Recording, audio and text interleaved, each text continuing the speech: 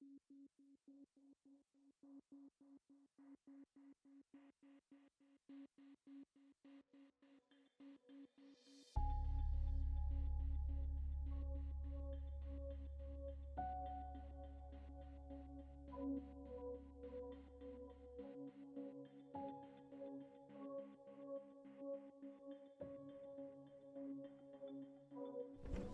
right, well, everybody's getting seated. Good afternoon, everybody. Thanks for coming in. So let me just give you the run of the show real quick. We're going to have the quarterly crime briefing first, and then we'll take some on-topic crime questions about the numbers for the quarter. Then we will reset the room. We will take questions on July 4th and some off topics. All right, so again, it's going to be the crime briefing and questions on the numbers for the quarter, and other questions you have for maybe the first 6 months on crime. And then we'll reset and we'll take July 4th and we'll take some off topics. All right, so without further ado, I'll kick it over to the mayor, Eric Adams. Thanks so much, Deputy Commissioner Shepard, and really thank all of you for being here. I say it over and over again, the prerequisite to prosperity is public safety and justice.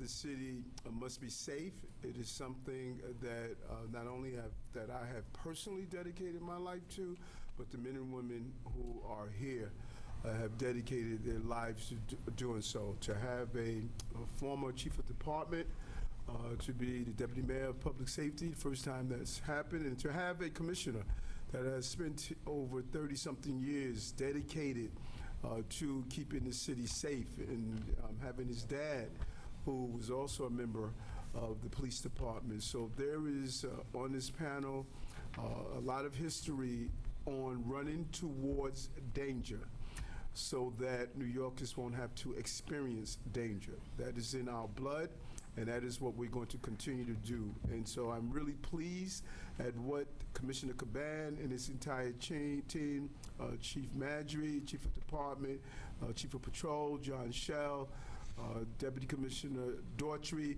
how all day, all night, I communicate with them, and they have one mission, and that is to go after the bad guys so they don't do bad things to good people in this city. And we put in place many initiatives, and those initiatives are working. Over thousands of protests that we're witnessing in the city, particularly after October 7th. You're seeing the presence of dangerous people who have arrived in our city, a small proportion of those who are part of the migrants and asylum seekers that have arrived here. Some of them are participating in gang behavior. It's not a representation of the large number of migrants and asylum seekers who are here to pursue the next step on their dream to be in America. But we do have a small number. And I want to really thank First Deputy Commissioner Kinsella and Deputy Commissioner Weiner, who traveled to Colombia to do an investigation on the presence of a group, a dangerous small element of gang behavior that we will not allow to take foothold in our city, and they continue to investigate and look into this. And so we want to thank the men and women of the New York City Police Department. They have been really addressing the issue of violence and disorder in our city, and we cannot thank them enough. I say it over and over again, heroes don't wear capes, they wear blue uniforms, and they are continuously providing the service that we expect with the level of professionalism that we want. We're moving towards our Day of Independence. Tomorrow, we're excited about the 4th of July. That's going to be the next phase of this conversation. But we want to thank DSNY and NYPD. We're going to continue to ensure that people are able to celebrate our independence in a level of safety. And Commissioner Weiner would tell you that at this point, there are no credible threats to our city, but she and her team will remain vigilant to make sure we are prepared, and we're going to ensure that we have thousands of officers deployed for tomorrow's night celebration, including uniform and plainclothes officers as well. to make sure that it is a great celebration. And fireworks may be fun, but you could have fatalities. Last year, over 9,700 injuries and 8 deaths nationally from fireworks misuse or malfunction. So we want people to use them according to the Consumer Product Safety Commission, and to please keep them out of the hands of children because they could be extremely dangerous. Like I said, we are focused to make sure that this is a great celebration and that the entire city will be able to enjoy the 4th of July. 6 straight months, crime has decreased. This administration has inherited a 40% increase in crime. When we took office, we saw everything from shootings to illegal mopeds, dirt bikes, ghost cars. We have had a full frontal assault on disorder. And when you have 6 straight months of a decrease in crime, it says that the initiatives that we have put in place, they're working. And we know that, if it bleeds, it leads, that, some of the cases that take place would be on our front pages. But in reality, New York City is the safest big city in America. Safest big city in America. And then when you look at our transit, January, we had a bump. Commissioner Caban reached out to me and stated that we need to have zero focus on our subway system. Chief Kemper kicked into gear. Deputy Mayor Banks stated that we need to deploy the right personnel. We put 1,000 officers in the system. After the January bump, you saw February, March, April, May, and June, a decrease in our subway crimes, a real operation, 1,000 new cops in the system, a partnership to deal with those with severe mental health illnesses and going after those habitual repeaters, and focusing on something that was ignored for 8 years, those who refused to pay their fare, and it became just so routine that we said that we're not going to allow it to happen in our system, because taxpayers should not have to pick up the cost of those who have money and refuse to pay. And that led to the 6 straight months that we are seeing. Homicides are down for the year to date, as well as the quarter of this month. Grand larceny that we were having a problem with in the beginning of the year.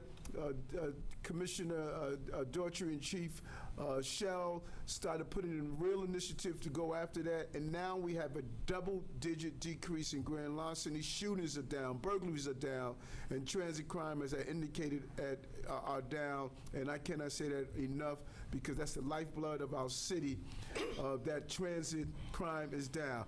Transit crime, if you take out, I believe 2019, and Chief Kemper, you can correct me, when we were in the heart of the pandemic, you remove that year when no one was on the system, transit crime is down for more than 14 years. We have not seen the level of decrease in transit crime. If you remove that 1 year, if you don't, then it's the second most low level of crime, and that's how well Chief Kemper and his teams are doing. We introduced technologies, cameras, data-driven officers deployment with Chief LaPetrie, who's really our quarterback on knowing where we should be and what we should do, and that has given us what we have produced. 6 straight months of decreasing crime. We're entering the summer months. It is extremely, and it has always been, as long as we can remember, that summer months is a challenging period. Many people are outdoors. We have a lot of entertainment outdoors, but we did it last year. We're going to do it this year. We gave a lot of alternatives to our children, from Summer Rising to DYCD, summer youth employment programs, to midnight basketball. That we're doing. We're going to do everything possible to keep our young people in safe places, but at the same time, the NYPD is going to be there. Job well done, Commissioner, and I'll turn it over to you. So, thank you very much, Mr. Mayor, and good afternoon, everyone. On behalf of all of our executive team here and the entire New York City Police Department, thank you for being here, and welcome to One Police Plaza for our second quarter crime briefing. Like the Mayor said, we'll talk about the first half of 2024. The men and women of the NYPD continue the critical work that has made New York the safest big city in America. Major felony crime is down in 4 of 7 categories year to date, including reductions in murder, burglary, grand larceny, and auto theft. This work led to a 2% drop in overall major crime for the first 6 months of this year compared to last. And crime is down across all of our operational bureaus, in our patrol precincts, housing developments, and in our transit system. Furthermore, both shooting incidents and victims continue their citywide declines in 2024, extending the downward trend we've seen over these last 2.5 years. From day one, Mayor's administration made it very clear that our top priority is combating gun violence, and the work our officers are doing in every New York City neighborhood is making a real difference. We asked them to go out there and get the guns, and that's exactly what they're doing.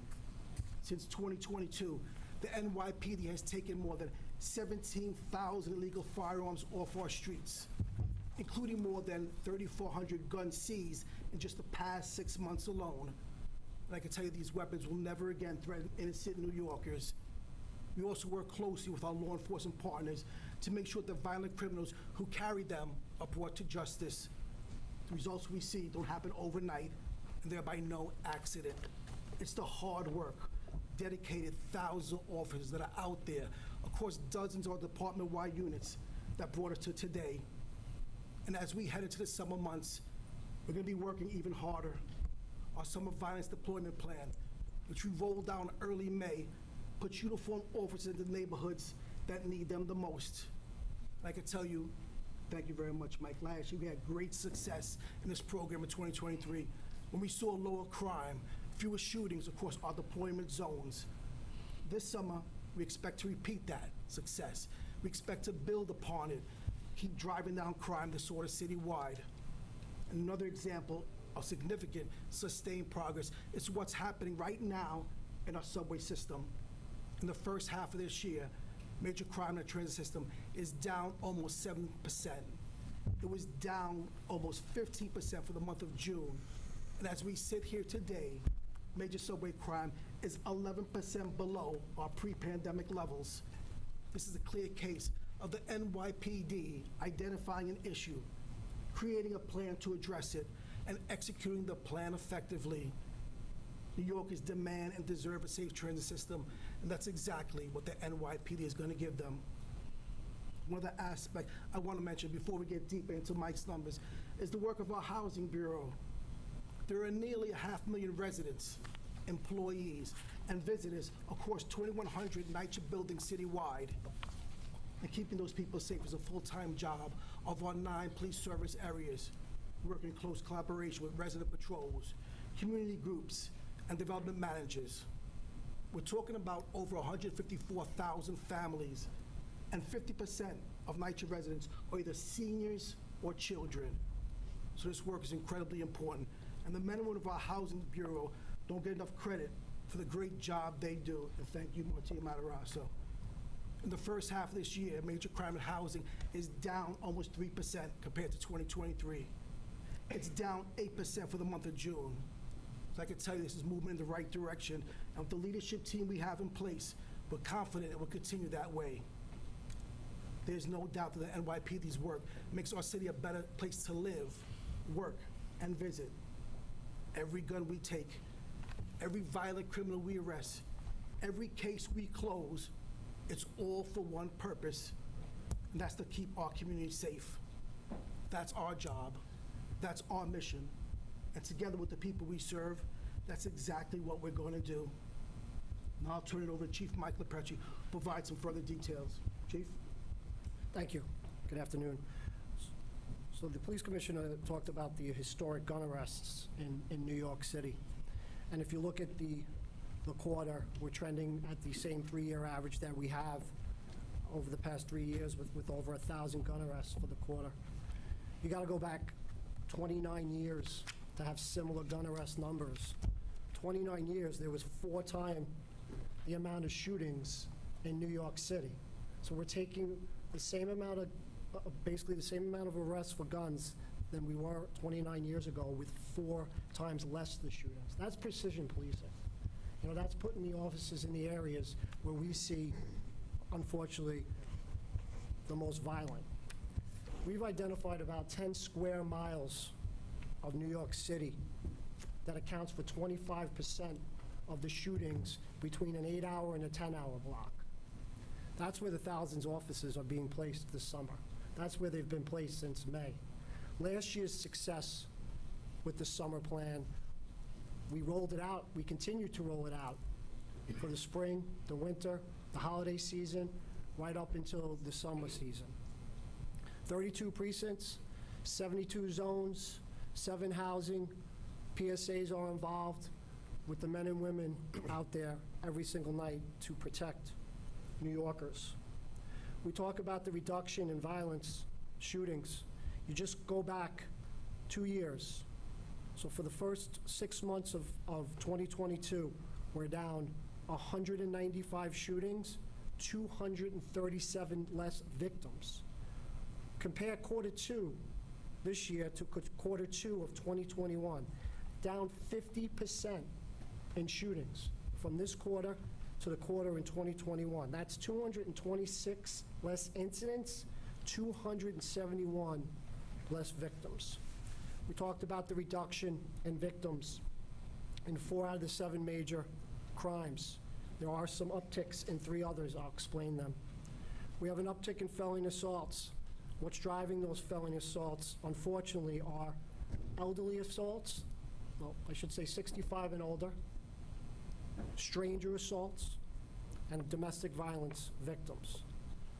I think an example of who's committing an elderly stranger assault is a perfect way for me to describe what happened to a retired 65-year-old member of the service a few weeks back in Midtown Manhattan, viciously assaulted by an individual who, not surprisingly, is a convicted firearm felon out on probation. When you look at an uptick in robberies, we see shoplifting. Violent shoplifting robberies have increased. We have individuals that continue to drive our retail theft, though we have an overall decrease in retail theft with over 14,000 retail theft arrests this year. I have to talk about this index driver, Maximo Marino. He has 36 felony arrests, 36 felony arrests, not sealed, 36 felony arrests in 2 years. So I'm going to batch them basically 20 in 2023, 20 in 24. Tens of thousands of dollars he has stolen, merchandise worth tens of thousands of dollars from Sephora and from Lululemon. So that individual gets arrested approximately 20 times last year for felonies. He spends a few months in Rikers. He pleads to 2 grand larceny felonies. He goes in front of the judge for his sentencing, and the judge says, okay, you could come back in 6 days, and then we'll sentence you. Well, guess what? He didn't come back in 6 days. He warranted, and he was out up until November. And guess what he did between he warrants and November? We, the NYPD, identify him in 21 more felony grand larceny retail thefts. That's what we identified him at. He probably did 100. He goes back to Rikers for a few more months. Before he gets out of Rikers, the Detective Bureau arrests him for those 21 crimes. He gets put in front of 3 different judges in 3 different boroughs. Guess what? He gets non-monetary release from each one of those judges, and guess what? He's walking around the streets of New York City right now, again, committing shoplifting crimes, and he has 6 bench warrants. That's what's wrong with the system. No accountability, no consequences, and a revolving door of justice when it comes to recidivism and retail theft.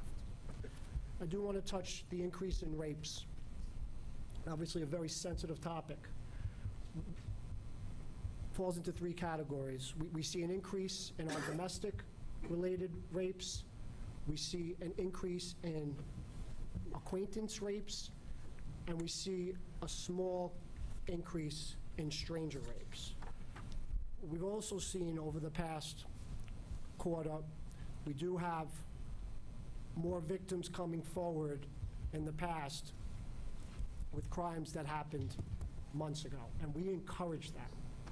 And we have vast ways that somebody can report a rape in New York City. They can report it as a law enforcement referral to other agencies. They can write in a complaint. They could walk into any precinct, and that's what we encourage. Working with our advocates, our special victims, highly skilled, which Joe's going to talk about, an arrest being made on a horrific crime in Central Park. So we encourage that. 7 major arrests, again, 26-year high. Gun arrests, 29-year high. Arresting the individuals that commit crimes in New York City. Thank you very much.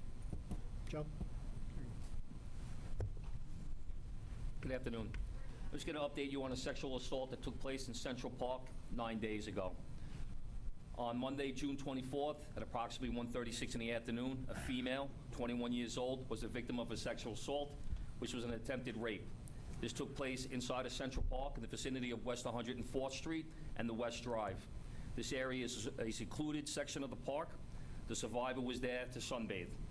At this time, the perpetrator approaches our survivor and exposes himself.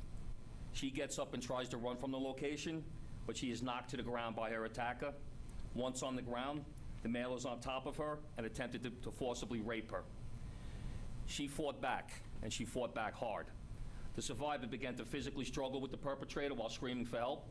It is believed that her actions caused the attacker to climb off of her and run away. Patrol officers from Central Park Precinct responded to several 911 calls of reporting that a female was being attacked. Once at the scene, officers provided a description of the attacker as being a male black, 6'1", wearing a t-shirt, black shorts, and wearing a baseball cap. Numerous officers and detectives from multiple units responded to the scene to assist in this investigation.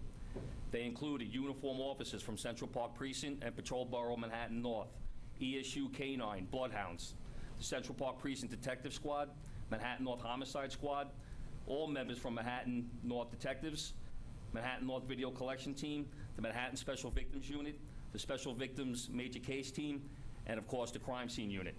Detectives immediately fanned out to interview potential witnesses, and luckily, one witness came forward and was able to provide responding detectives a possible direction of flight, pointing out where the perpetrator may have exited the park. Detectives were able to conduct a video canvass to follow this person to West 104th Street, where they were able to pull video from a commercial establishment that gave us a clear image of the perpetrator's face. This image was submitted to our facial recognition system, which produced a match. It is important to note that any facial identification match is not considered enough evidence to establish probable cause for an arrest. This is merely a clue. This FIS hit was a match to Jermaine Longmire. He is a male black, 43 years old.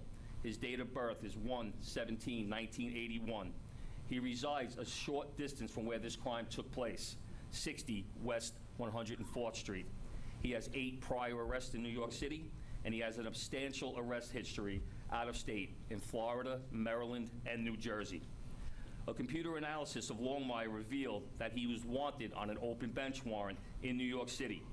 The crime he warranted on, a forcible touching arrest from March of 2024, where Longmire approached a woman from behind and forcibly grabbed her buttocks.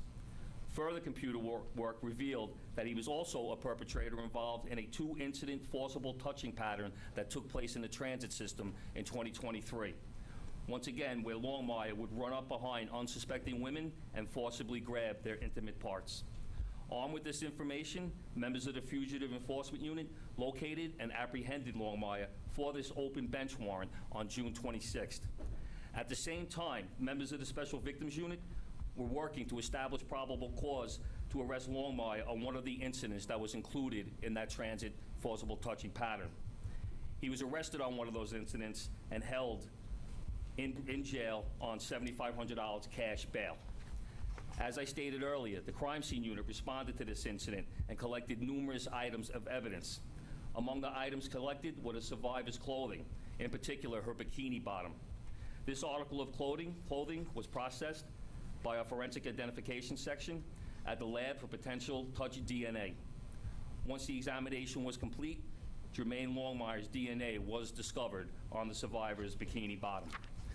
Working with the Manhattan District Attorney's Office, all of this evidence was presented to a grand jury who indicted Jermaine Longmire for attempted rape and sexual abuse in the first degree. He was produced today in court, where special victims placed him under arrest, and he was charged for this new crime. He is charged with attempted rape in the first degree and sex abuse in the first degree. I'd like to take this time to thank District Attorney Alvin Bragg and his staff for their assistance in this case. And I would also like to thank the men and women of the Detective Bureau who worked so hard to bring this case to a successful conclusion. In particular, Lieutenant Vic Barabella and the Manhattan Special Victims Unit, the Special Victims Major Case Team, and the NYPD lab. Thank you. All right, thanks, Joe. All right, so we'll start with on-topic questions from the crime numbers before we reset and we'll stop until July 1st, right? So on-topic on the numbers. Morning, Stefano. Who's there? Yeah, for Chief, I went over the increase in the rape statistics for the quarter and the 6 months and June. You've seen increases, and you've seen increases in people who are coming forward with old reports of arrests.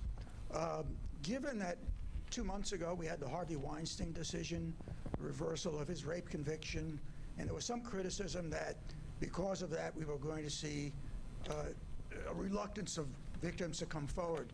You're not seeing that, are you? We are not seeing that. We are not seeing that, Tony. All right, we're going to Robert Press, Bronx Chronicle. Yes, as the secretary for the 49th Precinct Council, I'd like to invite you and the commissioner over to our National Night Out on August 6th.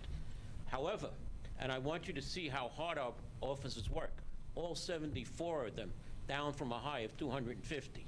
And as you said, all crime stats are down. Here's the latest 49th Precinct crime stats, which show for a 2-year period, crime is up 34.89%, and not one category is down, okay? You have 9,000 units of new housing coming in through a Metro North rezoning and other new housing, including 200-bed homeless men's shelter. Crime is not, pardon me, former Commissioner Shea, when I asked him, said that these crime figures do not accurately report total crime because much crime goes unreported. And let me just finish one more thing, and my last thing will be, you also have 50 people who are currently incarcerated in Rikers Island that will be given apartments in an empty building on a Jacoby campus, free to go wherever they want, and HHC says these people, they said they were stage 4 cancer, but now they admit that these people will be have as little as diabetes. What do you have to say? Yeah. First of all, I thank you for using your downtime to be a citizen that participates in the precinct council, because that's what we need. We need everyone to be actively involved, and that's how we go about crime. And making our city safe, I know people often look at just the police, but I think when you look at Chief LaPetrie's analysis of those cases where you see a criminal justice system that has a revolving door, that gets in the way of us going after those crime stats that you're talking about. And so the advocacy that you're showing right now for the NYPD, I want that advocacy with the lawmakers that are making these rules. I want the advocacy for the judges that are letting them go free. I want that advocacy to be shown when we see laws being passed that impedes us from making our city safe. It's not just the NYPD. We are doing our job. You heard that arrests are up. We're apprehending bad guys. You're seeing bad guys that are repeatedly being arrested and turned back into the street. That makes our jobs very difficult. So I need you to help me, and I'm coming up to the precinct council to hang out with you, with the treasurer, because you have the pocket full of money, because you're the treasurer. And I want you to join me when I go to the city councils, to Albany, to the federal government. Let's be a partner to bring down crime, okay? Mike, you want to speak Yeah, I on can just, 40 I'll 49 touch a for little bit? bit about the 49th precinct. You know, they have seen an uptick in crime, no doubt about it. You know, the 2-year uptick is more than an uptick. It's a 35% increase. But again, a 75% increase in 7 major arrests in that 2-year period. Over a 300% increase in oath-related summonses, hazarded summonses, a 66% increase in hazardous summonses in the 49th precinct in that 2-year period. And one thing that we did see was areas that did concern us, and that's why the 49th precinct this year became a summer zone. We've identified areas in the 49 where we moved those additional officers. We did not have that in the 49th precinct last year, and that's why we wanted to expand it, and the 49th was one of the expansion commands, and they do have a zone. Sir, just so you know, and I know you're aware that we just had a leadership change there. We brought back our old face, old squad commander, Captain Tiathong.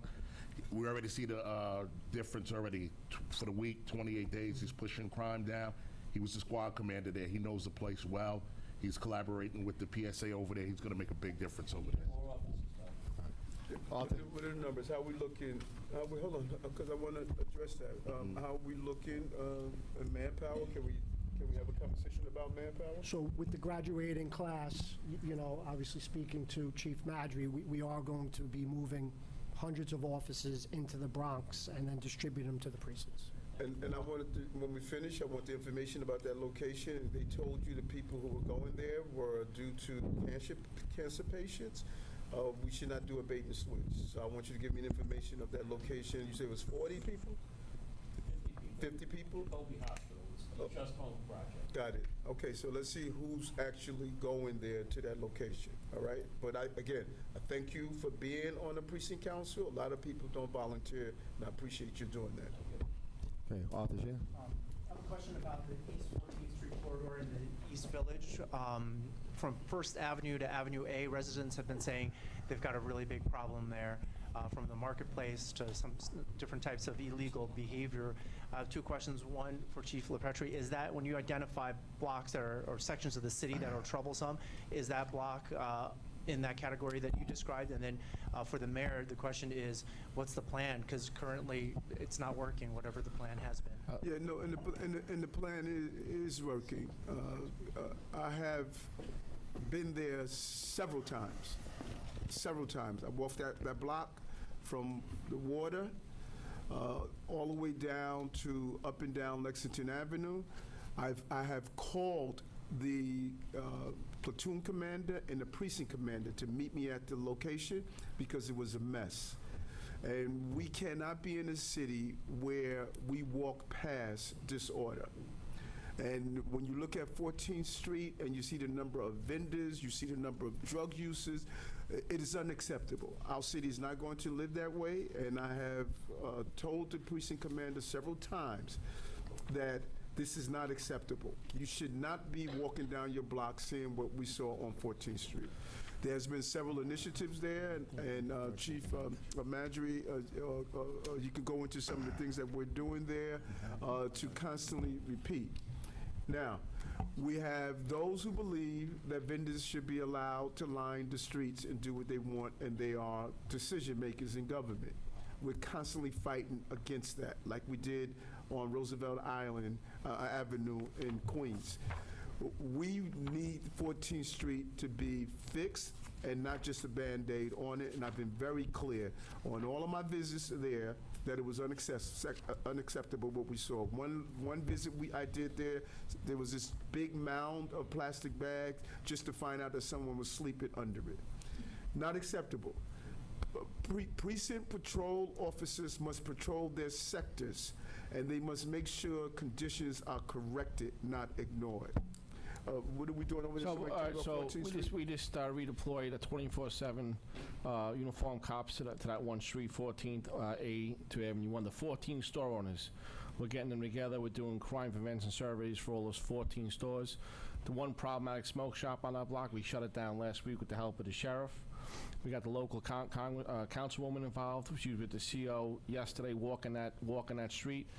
If you know 14th Street, it's the border between the 13th precinct and the 9th precinct. So there's no borders here. Both precincts are responsible for that one block. I was out there last year with the peddlers on the street by the train station. We cleared it up. So we revamped our whole plan for that area. We look at the 301s over there. There's one person who's called over 2,000 times for rollerblading and skateboarding. We spoke to him. The police stopped jacking up 301 numbers. Homeless encampment. The homeless is an issue over there. We've done numerous operations. So we've been doing a lot of work over there, but we have to do more. And we just revised the Manhattan South Borough Commanders here. We just revised our whole plan for that one trip for the community. All right. I just want to add one more thing into there. Also, is that I just received a shipment of cameras in where we're going to be redeploying them onto the 14th Street corridor, which would give the ability for the precinct desk officer to monitor them real time inside the precinct, and also we're going to give the ability to the precinct NCOs and the neighborhood coordination officers to be able to monitor on their smartphone. So in the event that an encampment or vendors do pop back up, they can see it and go address it without being called. Yeah, it's a real problem. 14th Street, I've been over there several times. It's a real problem, and we're going to fix it. And it hasn't been a problem just 1 year, 2 years. It has been a problem and has been ignored. And we just don't accept disorder being ignored. It doesn't matter if it's an encampment, someone sleeping on the side of the highway, just total disorder that we witnessed when we came into this administration. And it's not acceptable, and I'm not happy what I see on 14th Street. I spoke with the council person over there. I walked with the leaders here. We can't allow streets to look like that. And we mentioned Chief McCarthy, Manhattan South. We cannot thank him enough. Chief McCarthy has been handling thousands of protests in this city, particularly after October 7th, and dealing with the public safety aspect of it. And we want to thank him for the job that he's been doing, and it's not an easy job.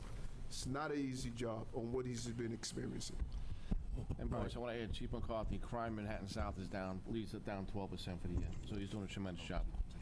Arthur, if I can add also, just over the past week, the feedback that we've gotten from the residents of Stuytown and the business owners on 14th Street, very positive, all right, and they're very happy with us, and our plan's working, and we're just going to have to stick with it.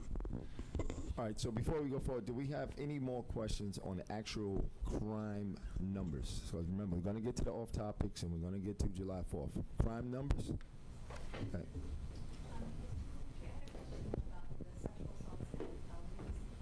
What is the breakdown in terms of how many against the elderly, how many against domestic? Sure. I have most of it. If not, I can give you, everything that you're looking for. So as far as increases of victims in certain categories of rape, we're up 25 victims of domestic violence rapes for the quarter. We're up 33 victims of acquaintance rape victims, and we're up 16 victims of stranger rapes, and that's for the quarter. Yeah, just to show the importance of the sexual assaults, the police commissioners, we've upstaffed the special victims unit tremendously. We're constantly recruiting. We're getting new talent in. We're at staffing levels that we haven't seen in years, which is going to bring the caseload down, which is going to result to more arrests. So we're really taking it seriously. Special victims has had a complete turnaround. All right, any more on actual crime? Yeah. Hey guys, how you doing? I had a question about the hate crimes. Are those mostly stemming from the demonstrations, or any more? Can you explain a little bit more about the nature of those crimes, who's doing them, the victims, and where that's originating from? So hate crimes in general, right now, we're showing an increase of 34%. That comes out to plus 87 crimes total. So 344 versus 257. All right, so it's plus 34%. Jewish hate crime is 206 of those 334. That amounts to 78% of all reported hate crime, and really is the cause of the total increase overall. As far as protests, we're seeing hate crime some at protests, but the majority of them are separately reported incidents, which, you know, we're encouraging people to report, same as sexual offenses. You know, see something, say something. Whereas previously, in previous years, the majority of the hate crimes, in particular against the Jewish community, were types of crimes that were harassment, graffiti, criminal mischief, swastika-driven. We've seen a change since October 7th, where it's been an increase of assault threes, where people are actually laying hands on other people. Is it the majority of these, would you say? Yes, correct. 34 was the numbers? We're up 34%. All right, again, thanks, everybody. I'm going to ask the mayor, PC, DM Banks first step, so we can reset the room. They'll exit, and then we'll get to July 4th and some off topics. Please stay in place.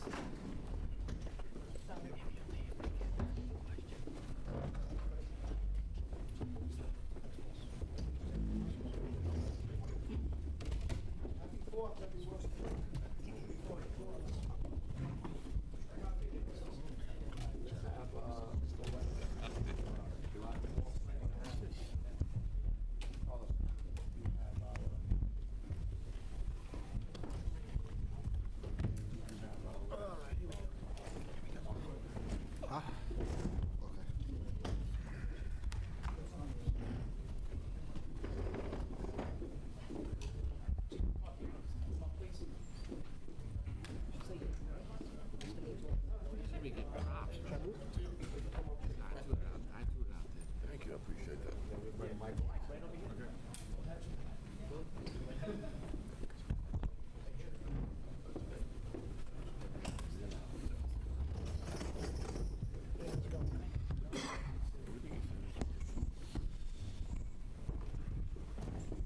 All right, so obviously we got July 4th, again, one of the crown jewels of the world, really, the fireworks that happens in New York City. So Chief Madry will talk just briefly, as we do every year, about how we're going to keep July 4th safe.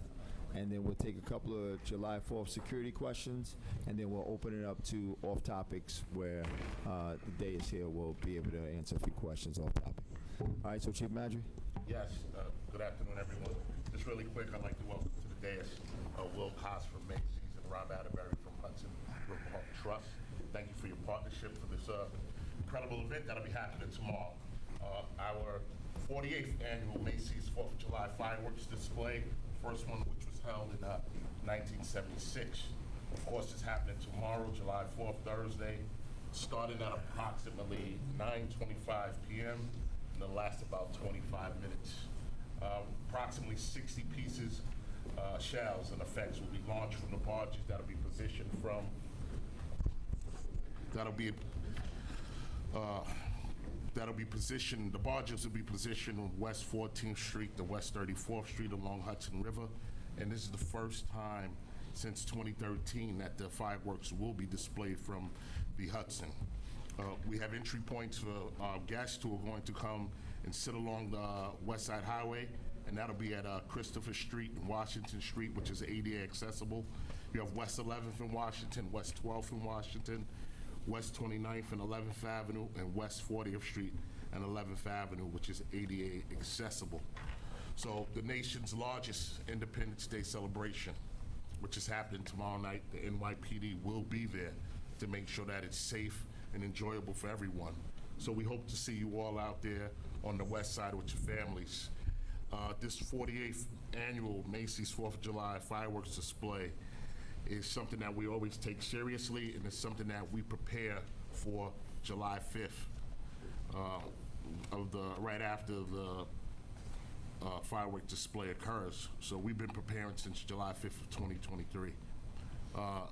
No police department anywhere has the experience in handling these large-scale events as the NYPD does. We have people who design and execute these plans, and they're the best in the world. So similar to prior years, you can expect increased security, We'll have all our assets out there. We'll make sure that our viewing areas are safe. You will see some of the assets, like uniformed members in the street. You'll see our K-9 deployment, some of our counterterrorism deployment. You'll see members at our entry points doing soft screenings, making sure people are not bringing in anything that's unauthorized. And of course, there'll be security measures that you won't see. But rest assured, the men and women of the NYPD will be out there, and we fully anticipate another safe and successful celebration. So at this time, I will urge everyone to use public transportation. It is the best way to get there, and we will be prepared to receive you on the west side so you can enjoy the fireworks. At this time, I'll turn it over to Chief Shell. He'll talk about some more of the deployments that we'll be using out there tomorrow night. Thanks, Chief. Good afternoon, everybody. So just, you know, the night starts with a great fireworks show and drone show, but like I said, it starts for us. You got to remember we have other events going on throughout the city, from Coney Island, Nathan's, to all our beaches open, to barbecues, and just a lot of fun for 8.5 million New Yorkers. So it becomes a long night for us. Right after the fireworks show, we will redeploy a lot of our police officers and assets to different parts of the city where last year we saw a high volume of fireworks calls and/or shots fired calls and people being shot. So our night begins pretty much after the fireworks end about 9:30, 10 o'clock, and we'll be deployed till the early morning hours of July 5th. I'm not going to give you numbers of cops we're going to have out there, but it'll be substantial, right, more than we've ever had. And again, some of these cops will be redeployed from, you know, working hard to keep everyone safe on the West Side Highway, and they're redeployed to other parts of the city to work throughout the night with the other cops that we will have working. So we want everyone to come out and have a great time. Please don't handle any fireworks. Let the professionals handle that. Enjoy the show. Enjoy the backyard parties. Enjoy your family, your friends. We'll be out there in full force to make everybody as safe as possible. And it's going to be a nice day. Who's there? Any weather people here? It's supposed to be a nice night tomorrow night. All right, so I'm told. And we're looking forward to a great 24 hours. All right, thanks, Chief Manager. Thanks, Chief Shell. July 4th first, July 4th only, and then we'll get moved to off topics. July 4th, security. Okay. You mentioned encouragement to take public transit. Can you talk a little bit about the transportation plan in beefing up resources, particularly kind of along the west side as people enter and egress, and what sort of safety will be put into place there? Absolutely. In terms of the west side, we'll have additional traffic agents out there. We'll have additional members of the service out there, regular uniform patrol, as well as our special operations assets. And then, of course, the trains. We'll have additional patrols out there. Chief Kemper, he could elaborate a little bit about the transit patrol that'll be working tomorrow evening. Yeah, so we encourage everyone to use public transportation, certainly the New York City subway system, which is going to be open for business, increased service. And listen, we have a large amount of cops working every day, but they're going to be supplemented on the direction of the chief of department with even more personnel in the subway system. Certainly, you know, heavily focused on that west side, but throughout the entire city. So our riders are going to see an increased uniform presence, and like I always say also, there's going to be a plainclothes element to our deployment also. And also we have Chief of Transportation, Chief Rivera. Good afternoon. All street closures in place for July 4th will commence at 1500 hours. We'll post those exact locations out a little later. So once we get them from Chief of Transportation, DPI will send them out to all the members of the media. July 4th, Mark? Hey there. I had a question about demonstrations and patrols that were going to be, like, have you guys heard of anything, any planned demonstrations or any plans in place in case there's a bunch of waiver demonstrators around? Mark, Deputy Commissioner Weiner can take that. Good afternoon. Yes, there will be some demonstrations planned around Washington Square Park as well as Union Square. So we have plans well underway for that. And we have extra field forces strictly assigned to those protests just in case they get big. And when they terminate or not that big, those cops will redeploy into the 4th of July plan in the night afterwards, in the morning afterwards.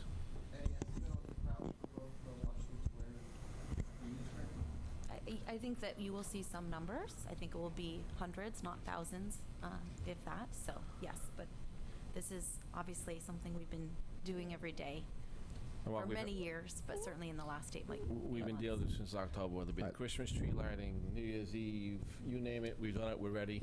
3,300 protests, we're ready to go. All right, Lauren? 2 questions. Does the Hudson fireworks display, does that offer different policing challenges compared to the East River?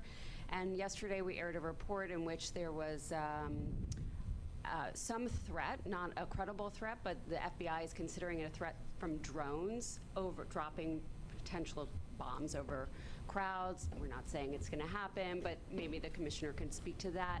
Is that something that all of the officers are now trained to look for as well?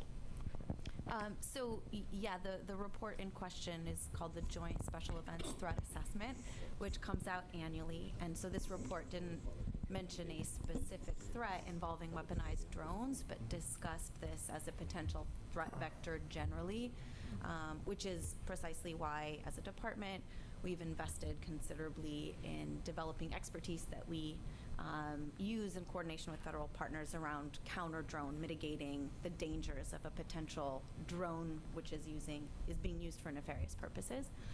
So this is technology we have, it's skills we have. Of course, we have our own drones, which we use for our own public safety mission, but counter-drone is an increasingly important specialization to have as a law enforcement agency.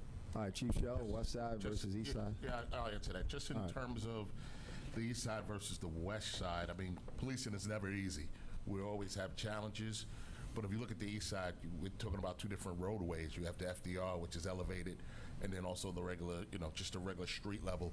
So on the West Side, we're not dealing with that. We're dealing with just a straight level road, which of course will be a little easier. We don't have to put officers up top, so we'll be able to put more officers on the street level and, throughout the side streets to really make sure we cover the area and keep people safe.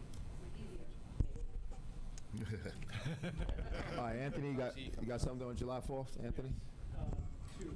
I wanted to follow up on what Commissioner Weiner said about mitigation efforts with the drones. What does that actually look like? How could you possibly take down another drone that was possibly causing a threat to a crowd? And then for Chief Shell, could you go over the locations, the hot spots of some of the fireworks and shots fired calls that you guys are going to be patrolling more?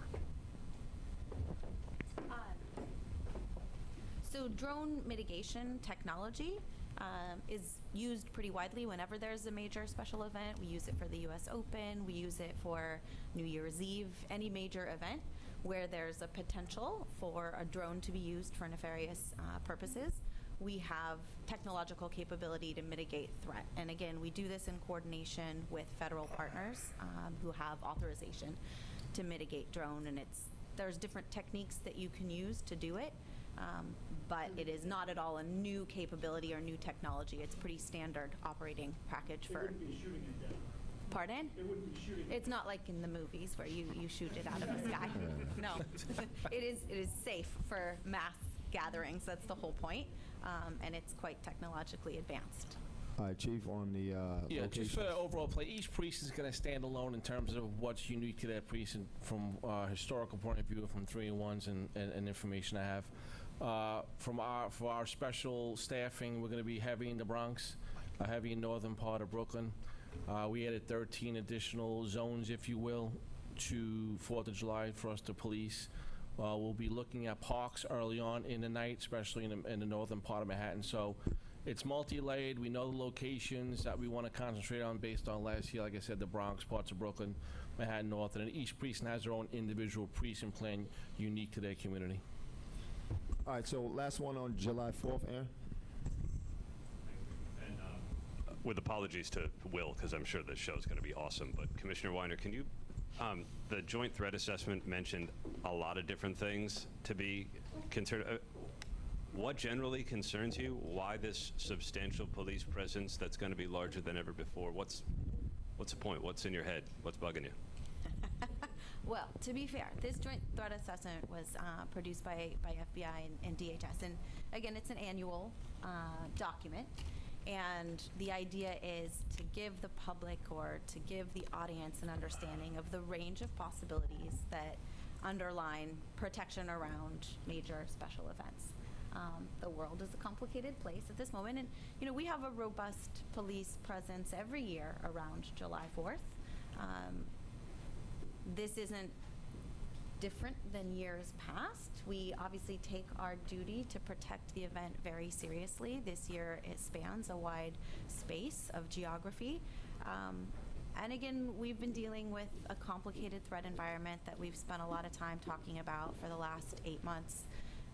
You have a vibrant terrorism threat overseas. You have a lot of polarization here. You just heard about an increase in hate crimes.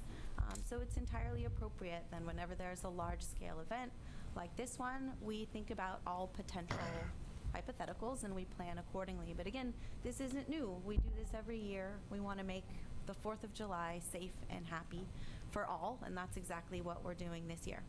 All right, let's move into our off topics, and we'll start with Jen. I just want to go back to the sex assault and like the public perception. I know crime is overall down. There are some sex assault crimes that are up, but just wanted to know what's being done specifically for these crimes for New Yorkers and protect New Yorkers. Last month, I believe it was Casino Park, where a young girl was raped, and then last week it was a woman was sunbathing. So maybe just at parks, outdoors, what's being done, especially summer is here now. Anything specifically that New Yorkers can count on you guys for? Sure. So as far as, I guess I'll start with the parks. So obviously, we identify parks that we see increases in 311 calls, increases in 911 calls, and also crime complaints. So just for instance, for July 4th, we identified 19 parks across the city of New York that we feel should have additional police officers patrol those offices, and they will be. And they will be. And each precinct commander is responsible for a park plan every year, which is written into his or her crime strategy plan. Obviously, park crime is part of a CompStat topic that we look at, and the overall rapes. Joe described it best. An increase in special victims investigators, right? Very, very skilled. They're experts in what they do. The advocates, working with the advocates, and just like anything, field deployment, right?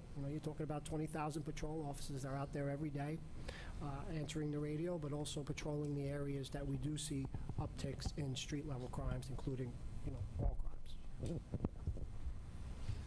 All right, Tom. Hi, I just have a quick question regarding the homicide in the 4-6, if there's any updates on that as a possible motive. And I know it's also just been 3 days in, but the How Many Stops Act, how's that going for you guys? I'll take the 4-6. So yesterday at 4:28 p.m., we have a car accident in front of 226 West Tremont Avenue. It involves 2 cars. The drivers are not known to each other. They get out of the car and they begin to dispute over who caused the accident. As they do that, a crowd gathers and they seem to take side with the drivers. So the crowd gathers, they start to get involved in the dispute between the 2 drivers. At one point, our perpetrator, who was a male black wearing dark pants and red sandals, he begins to argue with the driver. The crowd turns on him and starts to throw items, striking him in the head. He then in turn turns around and stabs somebody in the crowd. As of right now, we have some good video from a dash cam that we have is providing us a good image, and our investigation is still continuing. If anybody has any information, they can just call 1-800-577-TIPS. We'd appreciate it. All right, so turning to the How Many Stops Act, as you said, we're literally at day 3. So we've obviously put a lot of time and effort into making sure we were ready for this. Policies, training, the technological side. It is a major change for the department. It's going to affect the day-to-day work of police officers. And obviously that sort of making that seep into the culture of the department, the day-to-day nature of that, it definitely takes time, of course. But we're going to follow the law. We're committed to following the law. But in terms of, how it's going so far, I mean, it's day 3. It's really just too soon to say. And Tom, it's not a stop, it's an inquiry. Big difference. It should be called the How Many Inquiry Acts, not the How Many Stops Act. All right, Tony? Yeah, I guess for the legal counsel, the commissioner put out a statement yesterday about CCRB activities vis-a-vis the department, and the commissioner indicated that there's a problem with cases going beyond the statute of limitations with the CCRB. Is that causing an issue with the disciplinary process at your end? So a few points on that. Obviously, if a case comes to us after the statute of limitations has passed, that's one type of problem, of course.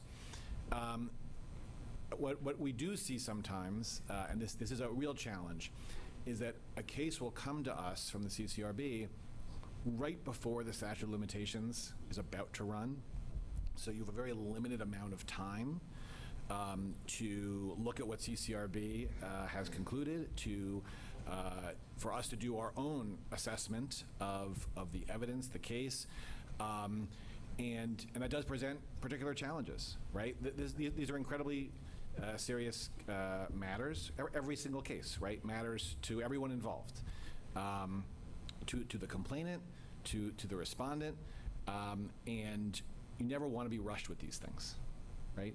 Nobody should want that. And if we do find ourselves in a situation where a case comes to us, and yes, it's before the statute of limitations has run, but we're talking about just weeks or even days, that presents a tremendous rush and time pressure, which really serves no one's interest, certainly does not serve the interest of justice. Is that something we have seen with CCRB? Yes, sometimes.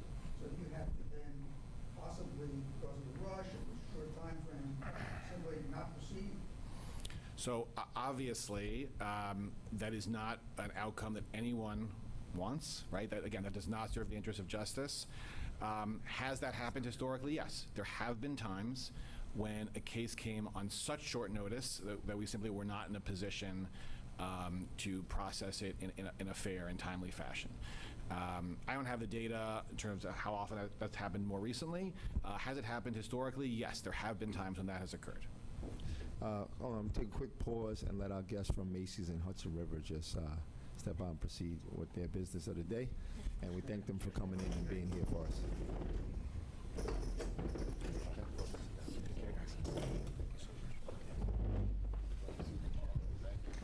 And Tony, the other thing why they're leaving out is you did see the opinion that the PC had posted yesterday. We also sent it out to everybody, just going into a little detail about some of the stuff with discipline and some of the inaccuracies and some of the stuff we saw recently.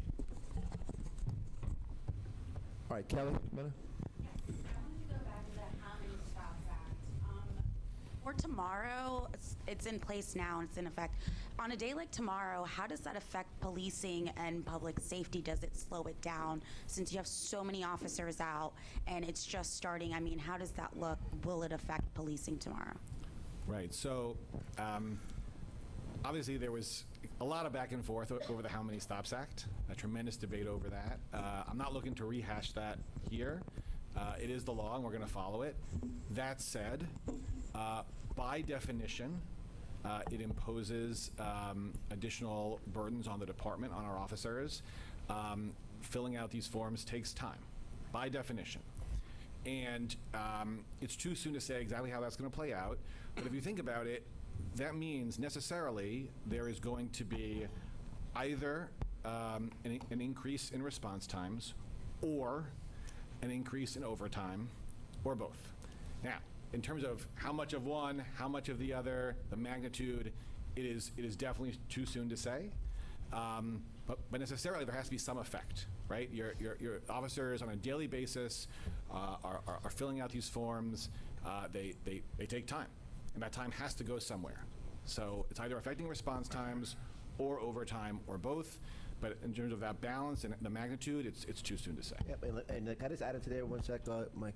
I spoke to a couple of officers yesterday and asked them how it was going, and they told me that it just takes too long. They're trying to get information down from the person that they are making an inquiry about, and they're taking it in their pad. They're writing. They're guessing if what their ethnicity is, what their age is, what their gender is. It just says the process just takes too long, and that it is enhancing, affecting their ability to respond to priority jobs and progress.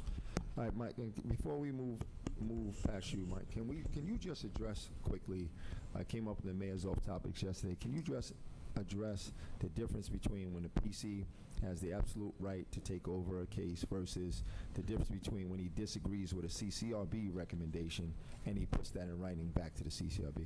Yeah, sure. I mean, they're really just two different things entirely. So one is what we call a P2. P2 is paragraph 2.